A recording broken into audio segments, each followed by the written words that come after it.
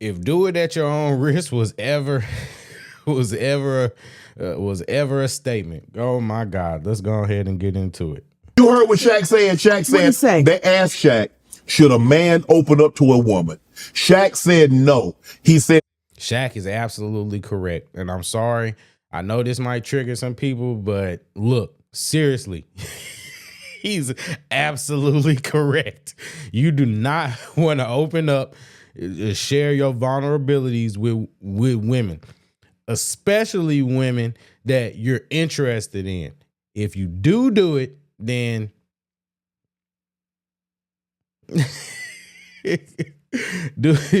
you're doing it at your own risk. She gotta really like you. But you know what? I'm gonna just go ahead and hear what Monique gotta say about this. Because if you do, they're gonna use it against you. He said, because if I'm crying about something, they gonna say the first time they get mad, they gonna say, see, you crying because your daddy said what he said. How do you take It's absolutely true. It's absolutely true. Now let's hear what she disagrees. advice from a man who has no woman? Ooh. And I love Shaq.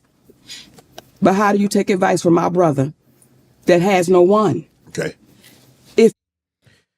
I hate when people say that, and I'm gonna tell you why I hate when people say that, because when you say you can't take advice from someone who has no one, but we all know that Shaq has had a lot of women. He's been married. He's been pretty open about his marital situations. So I mean, when someone says that you shouldn't open up because of this experience, and there's a large number of men who can share this experience. Like it's a valid concern that men have. I've personally experienced this myself. So I'm saying, like, to try to make it seem like it's just like what he's saying just isn't valid just because he isn't married. I think that that's a weak deflection. You have that person in your life. And you say, listen, I'm dealing. I'm going through. Who else do you talk to at nighttime in your pillow talk? Who else do you share your life with? Who are you sharing with your life with, Shaq? Do you tell another man about your situation? And does he make? I think that telling other men about your situation, I think is better. I think it's better than telling women, because at the very least, you know,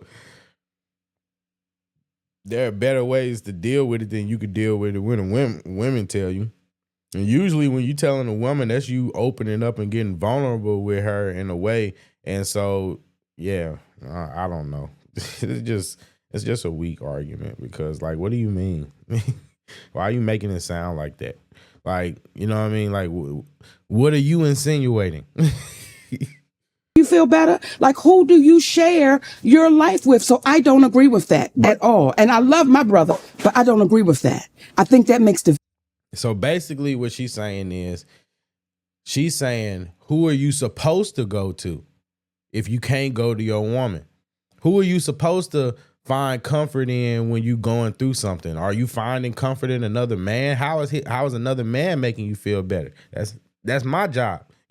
That's my job, is essentially what she's saying.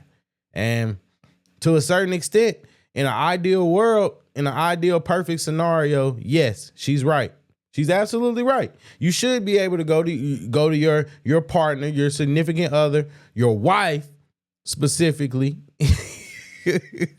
your wife, because everybody doesn't deserve that level of openness and vulnerability. But you should be able to go to your long-term partner, your wife, however you choose to do about it. You know what I mean? I'm pro-marriage, so that's just what I say. I'm pro-marriage. So I believe that it's better and it's more effective for raising children, and the stats back up what I say.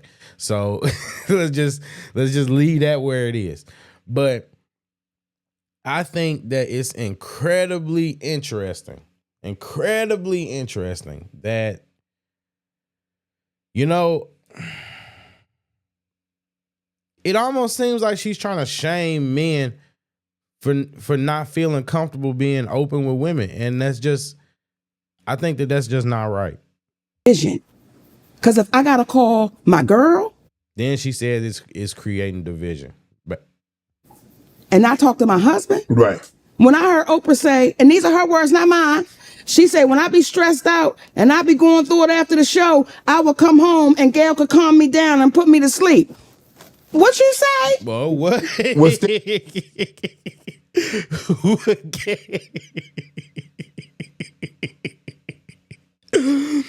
I'm entirely sure that you're entirely sure what I'm implying.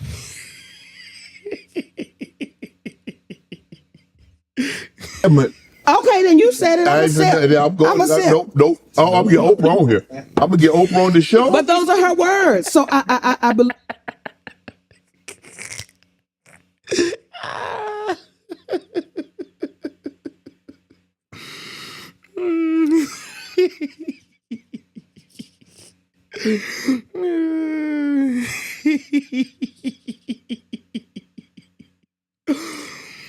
Ooh.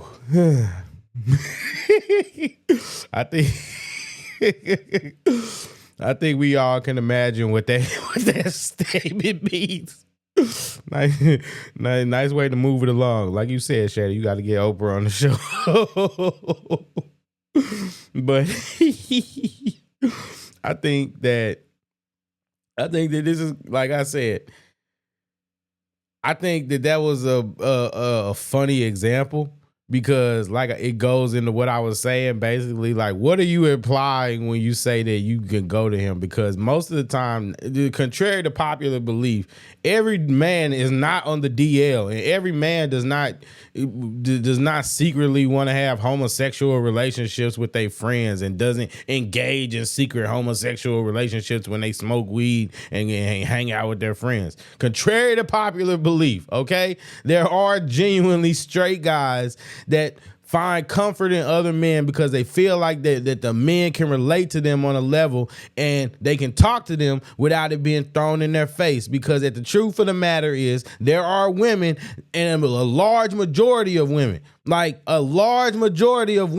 whether consciously or unconsciously, they will throw it in your face. They will throw it in your face. It's not relegated to just black women. It's not relegated to white women. It's not relegated to American Western women. That, I believe, is a trait of females in general. Whether consciously or unconsciously, they will throw it back in your face. You open up and you cry about vulnerabilities, and guess what? It's like a meter, and every time you do something good, it's like that attractiveness goes up, right? But every time you're vulnerable, that attractiveness goes down. So she gotta really like you. If you gonna cry in front of a girl, man, you better know that she gotta really like you, because you're gonna lose her. I'm just saying. I believe that partnership is partnership all the way around. When I leave this earth, there is nothing my husband will not know about me, and the other way around. Did you know after your first two marriages you gonna get married? Now, let me add a caveat to that, because at the end of the day, if you're married, there's a marriage caveat. If you're married, there shouldn't be anything that you should have to keep from your partner. And that's just the truth. If you're married, there shouldn't be anything that you should keep from your partner. Y'all should know everything about each other. So she's married, so the circumstances are different. And she's obviously aware of it. So hopefully, he's secure enough to deal with it whenever she's, apparently he is, or she's so conscious of it that she doesn't do it. But at the end of the day, we don't know what goes on in their household, but they're married. So you're right. You should be able to have somebody, if you're married, that you can be vulnerable with and open with, and not have to worry about them judging you. Does that mean that that's the reality? Nah. Married again? Yes. Because my first two marriages were just marriages of, my first marriage was you just couldn't have the milk without buying the cow. Right. That was the first marriage. Right. And we were boxers. Okay. And we were Friday night fights. Okay. Okay. It wasn't domestic violence. We was Friday night fights. Right. Okay. I took an L sometime, but sometime I didn't. Right. I respect the fact that she honest about it. That's how a lot of people be. It don't really be domestic violence and domestic abuse. Y'all just be fighting. Y'all just be fighting and losing sometimes. Okay. The second one was I couldn't afford to pay my rent. Right. And I didn't want to have a boyfriend. Right. So that's why I say this is the first time I've really been married. Right. Want to join Club Shay Shay? Become. Well, let's be honest, guys. Let's be honest. I'm gonna be honest with you. Like, if you think you can listen to the fish all you want. You can listen to the fish all you want. But I'm gonna throw that same logic right back at you, Monique. Because you asked why men would listen to Shaq when Shaq has no woman. Well, I'm going to say, men, why would you listen to Monique when she is a woman? Why would you listen to women on this matter over men that are telling you their experience? Why would you listen to that? Yes, there are outliers and there are women that are conscious and that won't do you like that. But as a general rule, you gotta be tough. You need to maintain frame and be tough because that's what women like and respect. And you want to be respected more than you want to be loved. So yes, I'm not saying that the woman is going to stop loving you. I'm saying that she's not going to be as attracted to you. And that's what you want. You want her to be attracted to you because at the end of the day, you get treated differently when they like you. Not just love you. You want them to like you too. And when I say like, I mean like grown up like you want them to want to bang you. And no woman wants to bang a crying man. And that's the truth of the matter. I'm telling you from experience. I've gone through it. I've been there. I've done it. I'm telling you, listen to me. No woman wants to deal with a crying man. Keep it to yourself. Open up to your homeboys. If you don't got homeboys you can open up to, take it to God. Take it to the higher power. Or you can listen to Monique and do it at your own risk.